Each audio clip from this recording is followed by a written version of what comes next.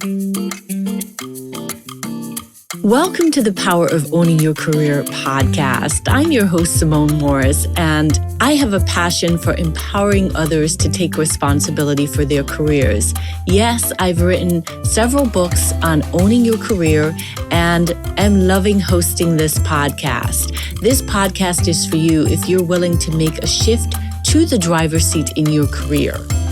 We feature leaders who inspire, empower, and motivate you for consistent career action for results. Please continue to join us every Sunday when a new episode is released. Let's get into this week's show.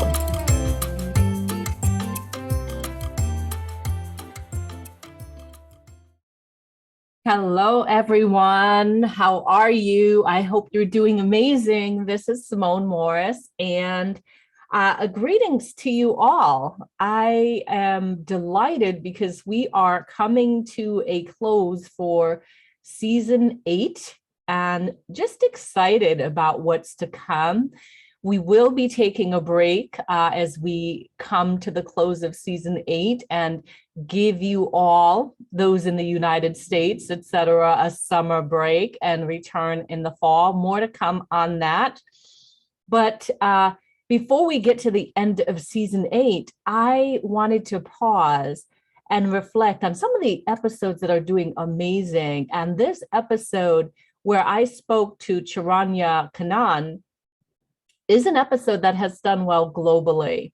And so I want to share it again this week, because if you haven't heard it, there are tons of tips to take from Charanya. She is so inspiring in the work that she's doing and outlining her career journey. So I know that you will get a lot from the episode. I want you to listen and be sure to join us over on LinkedIn, where we do the after party thing. We hold space for you to ask questions and to connect with our guests that have joined us. So be sure to, after you listen to the episode, head over to LinkedIn.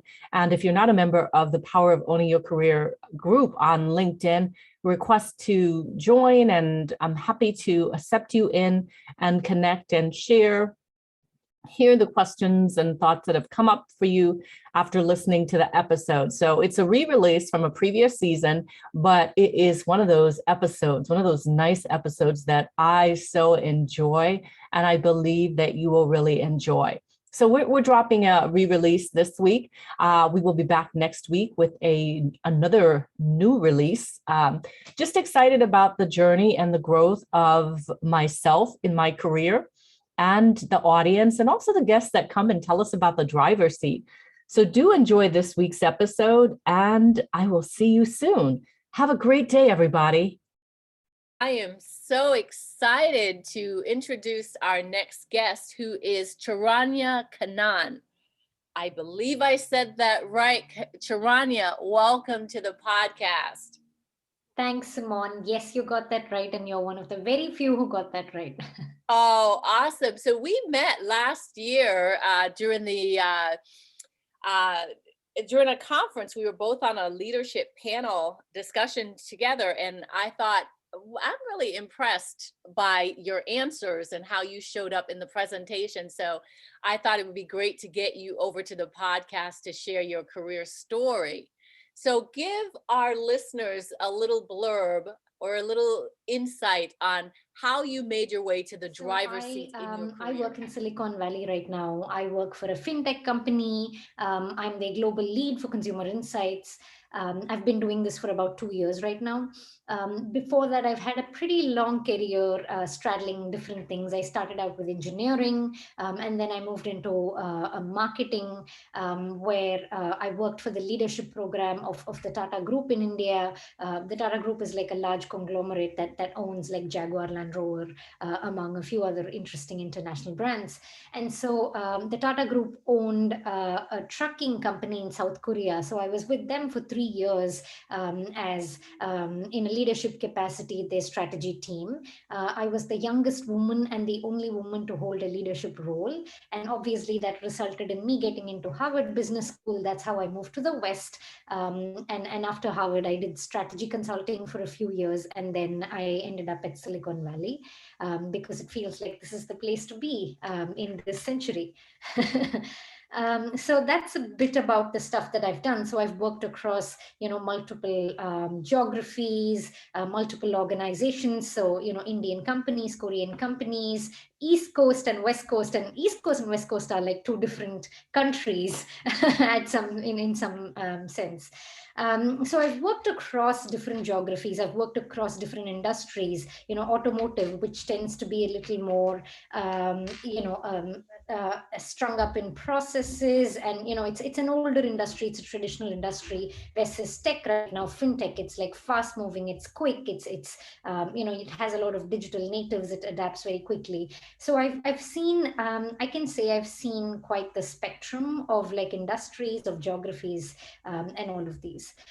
So to me, when I started out, given the cultural context of where I started out, I was always a feminist, but I'm sort of, increasingly appreciating or expanding the boundaries even more as I moved to the West. So in the East, I was a feminist for the context there, but I wasn't doing as much as what I was doing here. So over there, the culture demands that we respect people who are older than us, and we respect their decisions, and respect manifests itself in a very different way than in the US. And so when I was working for these companies in India and Korea, I would be hesitant to ask my manager for things, because you don't want to come across as this aggressive person, particularly because there were too few women in the industries that I was working over there. So you don't want to come across as, you want to be this good girl. You don't want to be this person who shakes up things and who asks for things and who's perceived as like greedy or dominant or ambitious. And so because of that, I would always rely on my manager and my managers to give me what they thought that I deserved. I never thought it is possible for me to calibrate my performance. In fact, in one of my very first jobs, I had the opportunity of picking between 4 to 5 different roles. It was a leadership rotational program, and the head of HR and I were having a discussion on what my interests are and what I want to pick. And I frankly couldn't choose between 3 roles. And at the end of the 20-minute conversation, I told the head of HR, I said, you know what's best for me. You've seen and you've grown many people, and so you pick the right role for me, because I trust you entirely. I got to stop you there, because the story is getting really, really good. And I can relate to having had other people make decisions for me. I just did an interview with someone else who was talking about, other people making decisions. So trusting HR, I have done it myself, to not know, right? And so, wow, I just want to pause it, because I know that there are listeners who are able to resonate with what you just said, Charanya, about trusting HR. And I'm not saying not to trust HR. That's not what I'm saying, but trusting others, your hiring manager, line manager, whatever it is, to make the career decision for you. All right, continue the story. I realized a couple of months later that was, I shouldn't have said that. The realization came pretty quickly, because the head of HR wasn't like, their key focus wasn't, working towards my best interest. Their key focus was managing the cohort of 20 people in leadership roles, trying to place us all in the 20 different roles that were available. And so what the head of HR ended up doing, and I don't fault them for that, because that's how the organization works, is they gave everyone their choice of what they wanted, and the leftover role was given to me. Oh, what a valuable lesson. So that taught me a really critical lesson. But then as life happens, sometimes you learn these things, but you fail to apply these lessons in different contexts. When the context becomes different, you don't understand or appreciate the situation. So obviously, in other contexts where I had to choose things, I would never let anyone choose anything for me, but that still didn't make me get onto the driver's seat. When I was working in South Korea, I would never ask for things. I would never ask for projects. So I would always say, what is best for me. You place me, like, should I be focusing on South Africa or Thailand? I don't know. You're my boss. You know best. Like, you have the better perspective. So you make a call, and I'm ready, and I'm willing to do whatever you want me to do, wherever you want me to do. I'm going to interrupt again and ask you a question, Charanya. Is that a cultural thing? I deal in diversity and inclusion, so my mind is wondering about cultures and about the Indian culture. Is that something, where does that come from, where you feel that you've got to ask for permission to experience your brilliance, like have someone else direct your course? Does that have anything to do with your cultural upbringing? It definitely has something to do with my cultural upbringing. So I don't want to paint broad brushstrokes here, saying, Indian culture versus the US culture, because these cultures are so nuanced and so different that I wouldn't broadly box things. Because even in India, you have a lot of women who ask what they want, and the landscape is changing very quickly. But at some level, yes, I didn't have role models around me growing up. So growing up, when somebody asked me, what do you want to be? I only wanted to be a teacher or a Miss Universe, because these are the only roles that I've seen women take up and women do. And I never really saw, like, women leaders, and there was the occasional one woman prime minister in India, which the US still isn't fortunate enough to have. But those were seen as exceptions rather than norms or role models.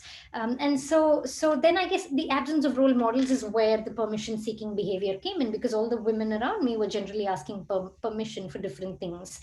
And so I didn't want to be perceived as aggressive, or I didn't want to be perceived as like commanding or demanding. And so I thought I would be rewarded if I was a loyal servant, always executing what my manager wants. And so that is how I was for the first year. And no one told me that, you have to stand up for yourself. Those principles. I learned a lot of that in the West, like Harvard and beyond.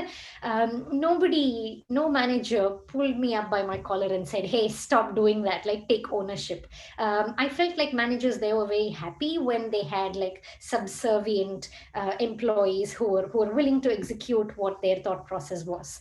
And so that behavior, it was rewarded.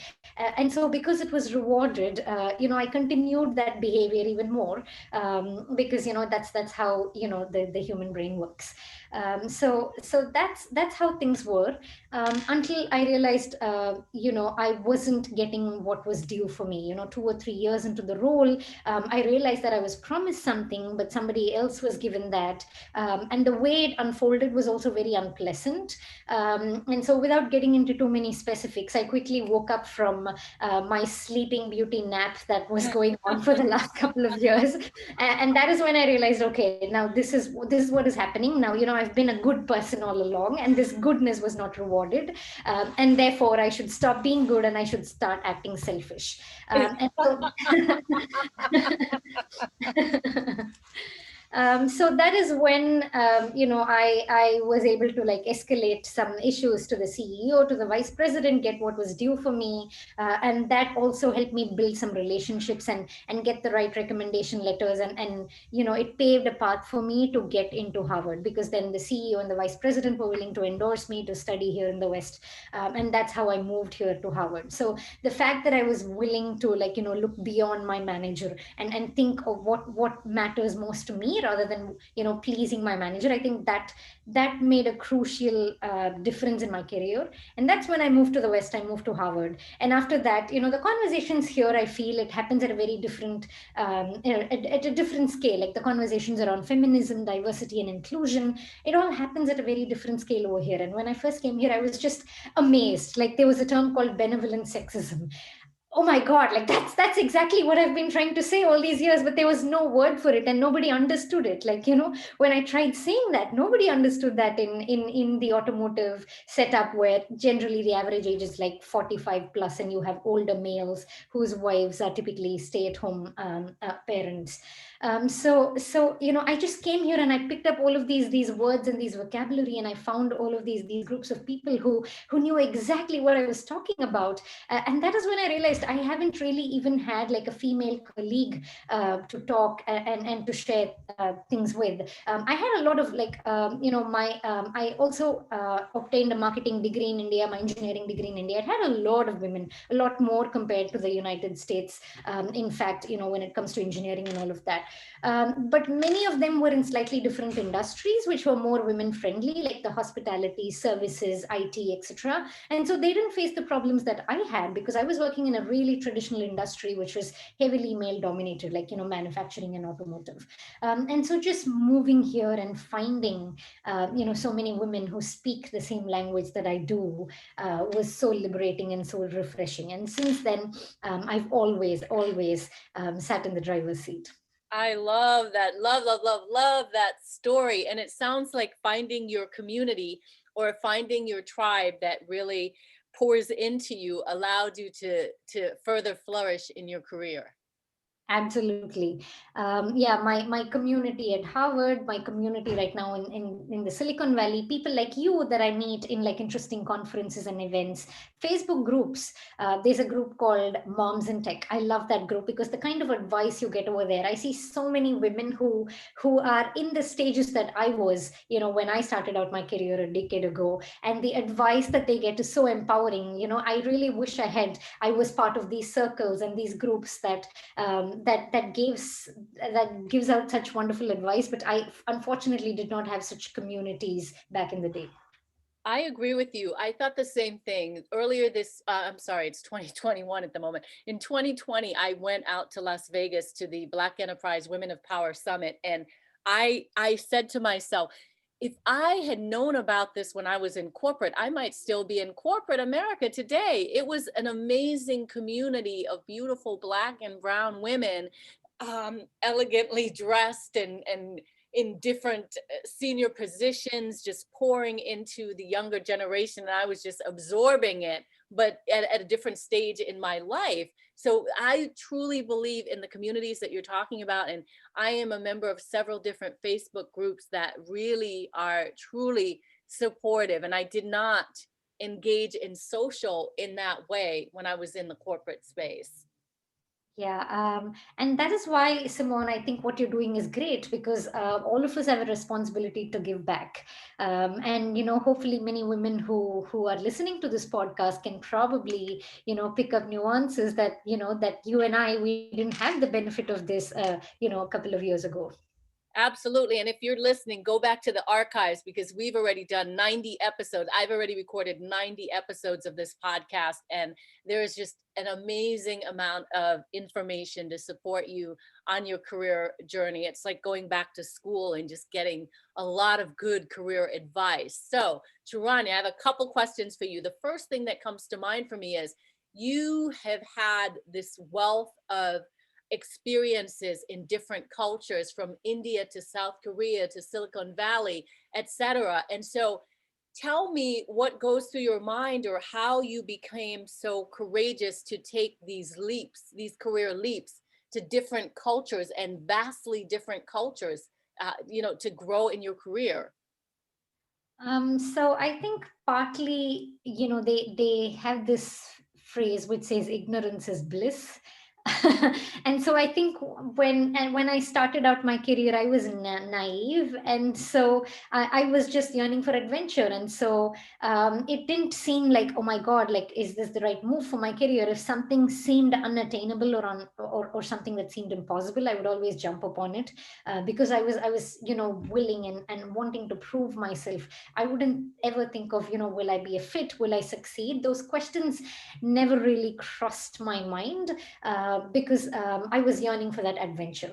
Having said that, this is a good reminder for me, Simone, because I feel like, of late I've started thinking more of, will I be a fit? And while that's a good rational thing to do, I feel like I've lost that, that little bit of that youthful, naive attitude, so to speak, where, you don't think as much, you just go on to do different things. So that's how my adventures happened. I've worked in rural areas, which were rural areas in India, where you don't have water supply or power supply, and I've worked with non-profits over there. And I did that out of a sense of adventure, of proving to myself that I can do that. And at that time I wasn't thinking about, is that safe for me, is that okay for me? And similarly, when I took up this assignment in South Korea, I never really thought about, it never really struck me until I went there that I was the only woman there. But it never really struck me, we're in a different geography, like how do I manage and all of that. All of that came much later, when you're sort of like thrown into the pool, and you just learn there's no time to be afraid. You just jump, and then you have to survive. And so that's how my initial years were, and I'm grateful for that.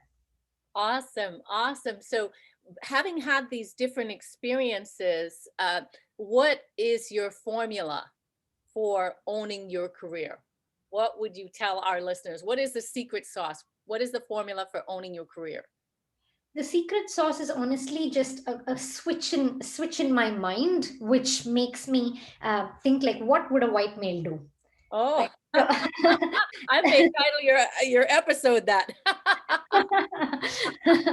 so this was a valuable advice I got from a friend at Harvard. When I was contemplating something, she came and said, just think of what will a white male do, and then just do that. And that has been so liberating in so many fronts. Like, so many questions that we tie ourselves up with, like, is my hair curly enough? Is my hair straight enough? Is the color of my skin the right skin tone? And all of these questions, like, it's just, what would a white male do? Like, they would not care about it. So right. So that has honestly been, every time I'm in doubt, that phrase comes up to my mind, and it really tells me what I have to do.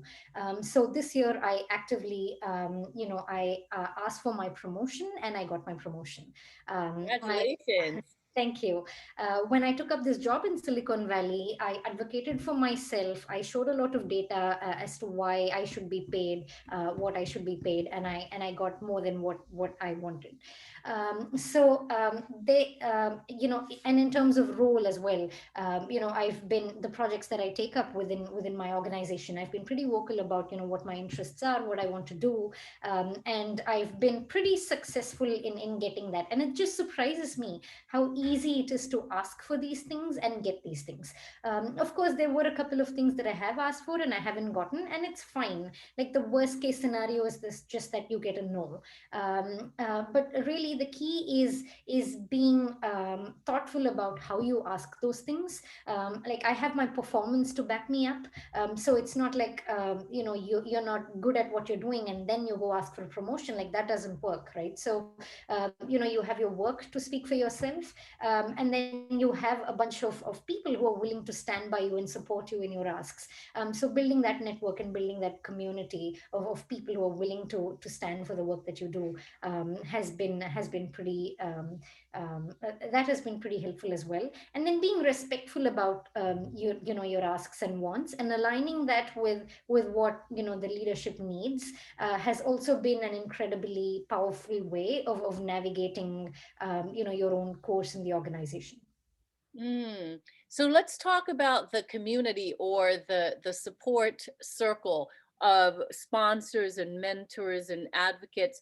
What advice can you give to our listeners to build a robust circle, career circle, to support their growth? This is in terms of, like, how do they build a career circle, right? So the first thing is, make sure you have friends who have similar career interests and ambitions, like yourself.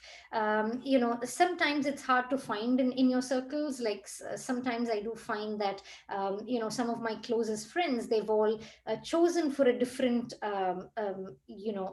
they've chosen to have different things from their life, to focus on their kids, to focus on their family, and to step away from their career. And while I'm happy for their choices, and I'm happy for what they choose.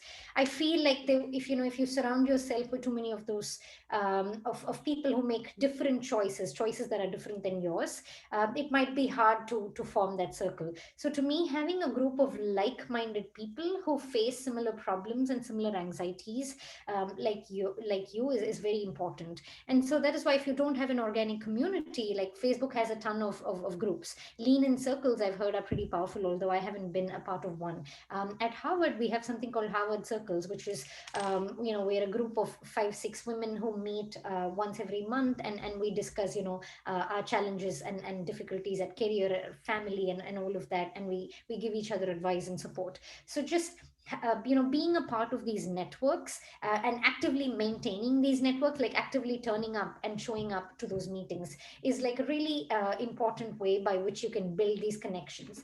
The second one is just there are many podcasts and blogs and stuff out there. So reaching out to those people, and building your connections that way could be very powerful. The third thing is building influence within your organization. So being able to assist people in your organization when they need help, or being able to sometimes people don't vocalize what they need. So having that emotional quotient to understand what people around you really need and how you can support them with that, really helps in building that relationship, and I feel it gets reciprocated as well. And so that's how I've built my network and influence within my organization. Wonderful. It sounds like your Harvard experience or connection or network has really supported you. It sort of seems game changing.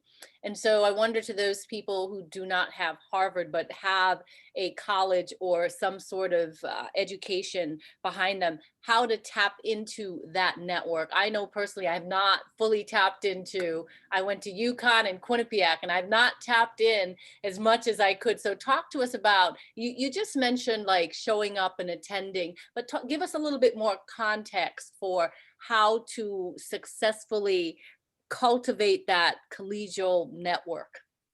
Yeah, so that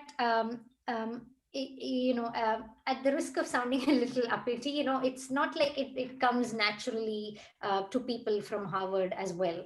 So in at Harvard, we were actually taught the importance of networking. We were taught the importance of staying together. So it wasn't assumed that people have that skill and they're born with that skill set. So we had courses and classes and discussions where we were taught how to network. And so I think that is valuable. And the second thing is, things like Harvard Circles is something that Harvard actively promotes and sustains.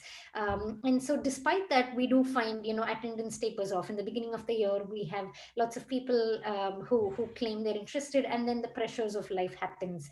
They just drop out of these networks. So, while this is something that, even for an organization, even for people who come to Harvard, who are generally very driven and all of that, it hasn't been easy. It requires a lot of like attention, constant focus, and it requires like a step-by-step learning. So that has to, if those networks do not organically exist in colleges, this would be a plea from my end for college managements and administration to try and set up those networks actively. The second thing is alumni, powerful alumni like people like you can actively take up the cause of championing these networks.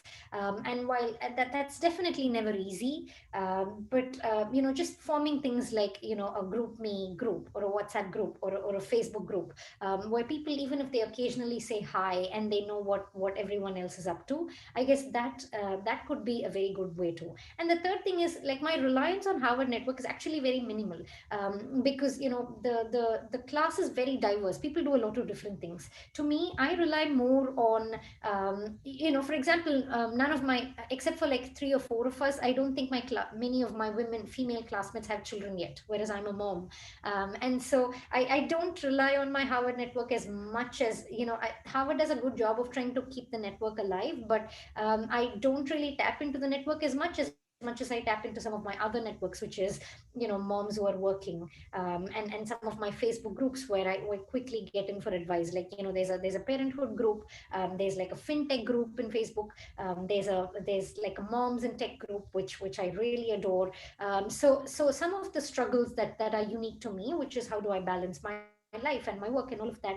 There are so many women who are in the same boat that I am, and some of these groups, I would say, if my networking, if I would say, if that's like 100%, I would literally say my college networks are less than 20-30%. Another 70% is these strangers that I meet on the internet, people like you, that they have been pretty supportive in like different aspects of my journey. Yeah, I think that's a really, really good point. And sometimes I think Facebook gets a bad rap, but these powerful groups exist on Facebook. And I have not, excuse me, I have not gotten into the LinkedIn groups as much as I'm involved in the Facebook group. And now there's Clubhouse, which is a whole different ball game. But the social aspect should not be underestimated. And the power of networking and relationship building should not be underestimated. And I remember when I was in corporate, I underestimated that because I wasn't taught about networking. And so I was taught to do my work heads down, don't hang out at the water cooler, get your work done, and you'll get promoted, you'll get your paycheck, be there for a long time, etc. And it does not work that way. It does not work that way, because how do you quantify work? In schools you had exams, you had these graded scoring systems like the GMAT and the SATs, where you give the same set of questions to everyone, and then you know who the high performers are. Work is not like that. Everybody, like, people don't do the same work. Everyone's work is different. So how do you calibrate that? So when a manager chooses who they want to promote, it's like it's replaced. Like, that's a difficult question. Like, how do you quantify the work done by these 10 people who report to me? The easier question that their mind subconsciously swaps out is, who do I like the most? Mm. So, and I study behavioral sciences as well, and how the human brain works. We can argue if this is right or wrong, but this is really how the human brain works. Like, who do I want to spend the most time with? Like, whoever I promote, I'll be working the most with them. And who do I enjoy spending time with? That's a primal question that they tend to answer, rather than getting into the harder question of quantifying and calibrating different people's work. Oh, I love what you're saying. I wish I knew this many, many years ago, but I just did not. And so, listeners, if you're listening, well, of course you're listening, but take note to what Charanya is saying, because I think it's very valid. I do want to ask you, Charanya, about the power of the ask. What can our listeners do to build up those ASK muscles? What can they do? What resources, books, whatever resources to help you get stronger in building your ability to ask for the promotion, ask for the raise, ask for the sponsor, ask for whatever it is. How do we build up those muscles? At when I worked in strategy consulting, this was something we would do. I would get feedback on a weekly basis. Sometimes that was difficult, but honestly, it contributes to a tremendous learning and growth. In a span of like a couple of months. And so every time I go into those meetings, I go into with a list of like, these are the things I set out to accomplish at the beginning of the week, and this is what I accomplished. And then from a relationship perspective, this is the support that I expect from you, and it'll be great to get some of this. Like, this is going well and this is not going well. So how can we improve that? I got into this muscle of doing that on a weekly basis in strategy consulting, because things move at a very fast pace over there. Outside strategy consulting, you don't have to do that on a monthly basis. Like, even doing that on a quarterly basis, once every 3 months, just setting aside half an hour to think of, what did I set out to accomplish this quarter? Have I finished that? Yes or no?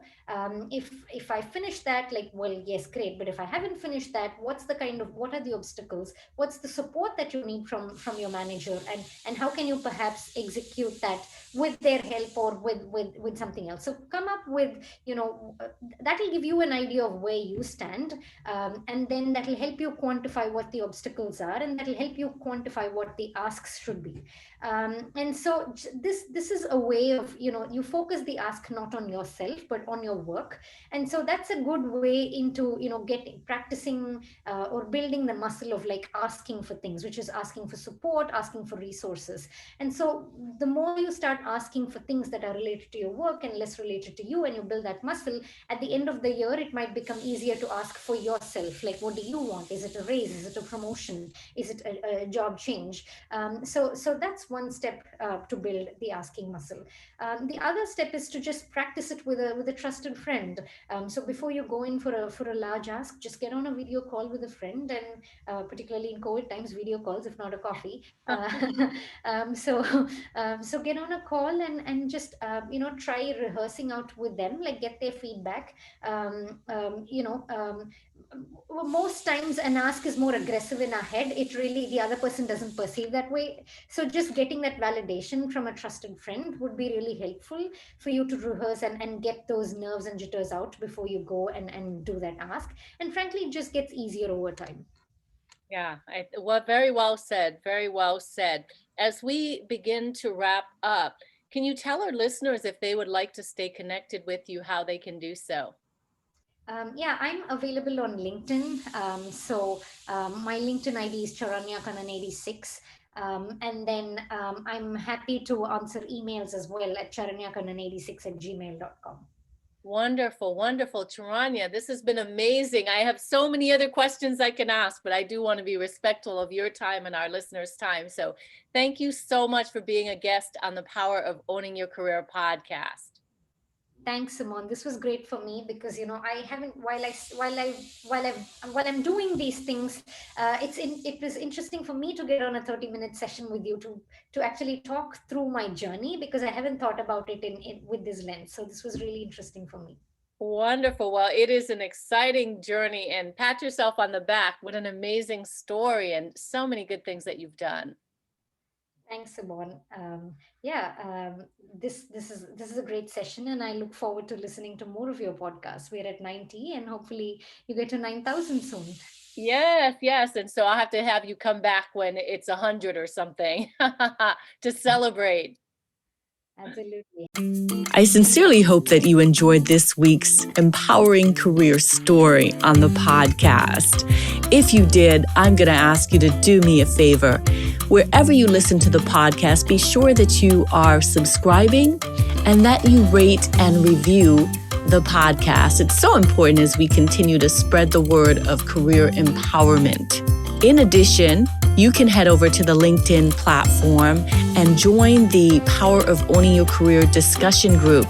There you can have access to the guests who have been on the podcast, as well as others listening to the podcast, as well as myself, where we can continue the conversation. I hope to see you on that platform. You can also email me at pooyc@simonemorris.com if you have a suggestion for guest or a message that you want me to hear personally. Thanks so much, and make it an inspiring, empowering week in your career.